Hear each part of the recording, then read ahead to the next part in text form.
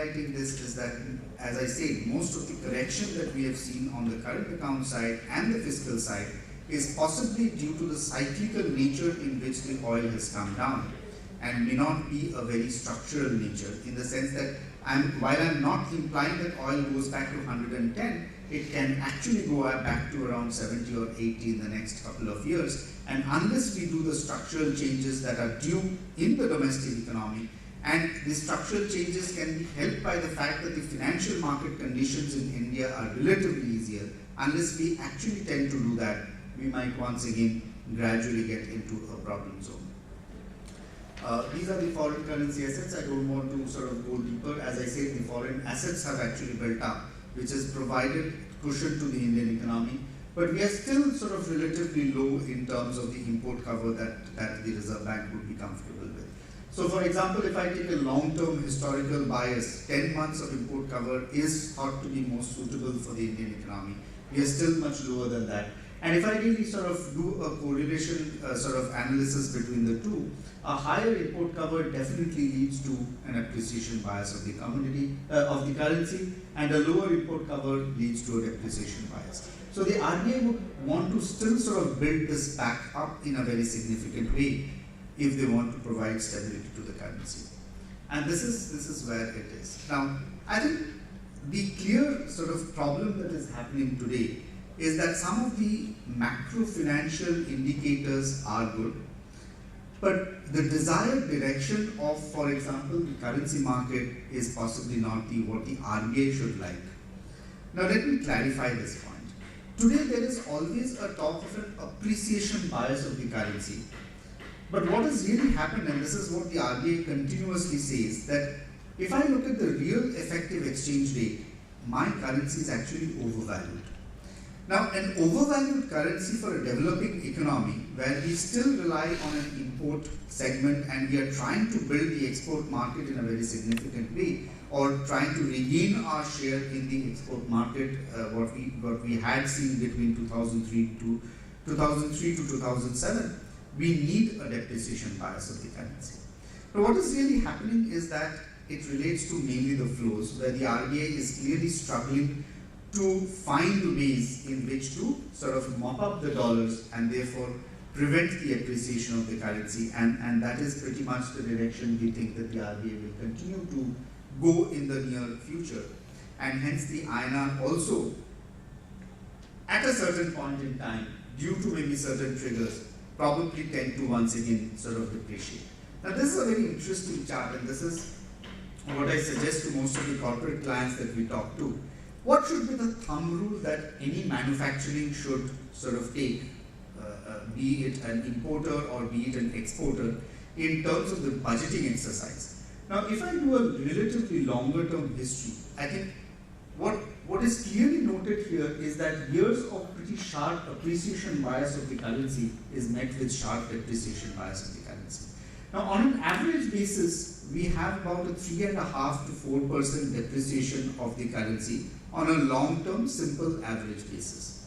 Now, as a thumb rule, if I really look at, say, India versus the US, because our currency is linked to the US, I would be looking at the US. If I look at the US is looking at stabilizing its inflation at 2%. India is looking at stabilizing its inflation at the upper zone of a 6%. So the gap is basically 4%, which the currency should correct on a year-on-year basis if India has to make competitive, if India is to be competitively manufacturing to be relatively competitive with the rest of the world, and to make the Modi campaign of Make in India successful. So in no case I would look at appreciation bias of the currency. At any appreciation bias, we are more or less sure now the RBI will come and buy as much as dollars as possible and push it towards depreciation. Now this is, therefore the trend line of the INR, even though we have seen appreciation biases, is depreciation only. But the very interesting fact is that, and this is where the India's relation with the rest of the world becomes that much more important, the moment I leave the currency on an appreciation bias, the depreciation is actually very strong. And over the years, as India has got more and more integrated to the rest of the world, the relative depreciation in terms of the number of rupees is actually larger than in each of the previous cases. So the riskiness of India to any uncertainty in the global system is that much stronger, and that is what the overall politics and economics from both the governments and the RBI's perspective need to protect the Indian economy from. So I think this is therefore very relevant as we sort of go forward in trying to sort of understanding and unraveling the structural issues. Now, the thought process today is that monetary policy easiness will lead to real sector boom. Now, let me clearly remind you that 2003 to 2007, we had real interest rates in the positive territory of 4%. Growth was still strong, investment was still strong. Between 2009 and very recently, the real rate was negative, but we saw growth slumping, investment slumping. So the possible correlation between interest rates and growth may not be as smooth as we would expect, and this is what the RBI is consistently saying, that the transmission of monetary policy into the growth cycle remains restricted for a significant amount of reason. And I think the next session with Mr. Chandra may actually make it simpler for you in terms of the issues that he would be talking of in terms of the credit flows overall into the Indian system. But clearly, I think, again, the point that I'm trying to make is that we have possibly seen the floor of inflation. Inflation possibly might be going to a relatively on the higher side. Therefore, from now on, the extent that to which the Reserve Bank of India can actually cut interest rates and therefore help growth is very limited. So to a certain extent, it still has to be the fiscal which is likely to lead growth from the front, and that is what we should be looking forward to. Inflation expectations has come down. I just repeated this point that we are expecting just one more cut by the Reserve Bank of India, and I leave it to the audience to figure out what is the influence that it might have on the growth perspectives of India. Coming on to the real sector, I think there's real hard work in this sector. So the point that I would possibly make at the end of this presentation is that the macro is looking quite good at this point in time. Possibly the micro is still not as we would desire.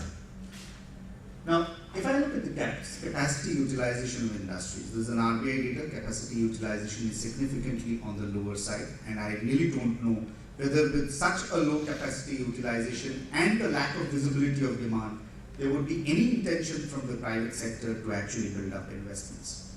But this is the second important point, and this is a point that I think is very relevant for India and would also relate to the low amount of credit flows that we are seeing currently from the banking sector to the industrial sector. Now, gross NPAs have really sort of gone up, and in the last financial stability report, the RBI points out that the NPAs along with the restructured assets is about 10.7% of the advances, which is quite a high number. The overall sectors which would be the growth, the pickup is likely in a very significant way. They have really high debt, which necessarily means that the demand for credit from those sectors is likely to be weak. The supply of credit from the banking sector is also likely to be weak, which necessarily means that the funnel that we always keep talking about from the financial sector to the real sector of the economy, that seems to be still clogged. And if you relate back to what I've been talking on the global economy perspective, I think it's a similar situation that is there in the global economy, where now the central bankers are actually attempting a negative deposit rate to push money into the real sector of the economy. Money created by the reserve banks of various economies have not reached their desired destination. So this is something that not only India but the globe is actually struggling with, and it is only a gradual process by which this can be rectified. And while this gradual process is on, this is a structural change that I'm talking about. While this gradual process is on, we possibly need to accept a lower amount of growth for the Indian economy. And that possibly would be in the best interest of the economy if I want to look at India as a relatively more sustainable growth at a higher level than we are currently. And there's the credit growth story that I'm talking about, which is on the lower side because of the banking sector and the real sector interlinkages missing in a very significant way. Manufacturing sector as a proportion of exports, look at where India is. It's absolutely on the low scale. And if I have to pick this up in a very significant way and make myself competitive, a lot of changes need to happen, not only on the sort of marketing strategies for the export segment, but also in terms of the productivity of the capital and the labor in the Indian economy. I think the manufacturing sector, to a certain extent, had seen a benign neglect in the sense that we were always looking at services sector to provide that upshot in terms of the growth. It did well. It did do well. It was growing at around, as per the old GDP series, at around 9.5%. That has come down very significantly to about 6%. So we should look back, we should look at turning the terms of trade again towards the manufacturing sector. Now the critical issue again is that manufacturing sector in India sort of employs only 12% of the labor force in terms of the incremental employment, and this is not enough if I have to still talk about demographic dividend pushing up the overall consumption pattern and therefore the growth dimensions in India. Skill set is a big issue. We have this is something that we have picked up from a think tank. This is not really Kotak's work or not really my work. But what it really says is that if we don't leave things, if we leave things unchanged at this point in time, the skill differential for the Indian economy will actually widen rather than come down. So that is also to a certain extent the focus of the government at this point in time.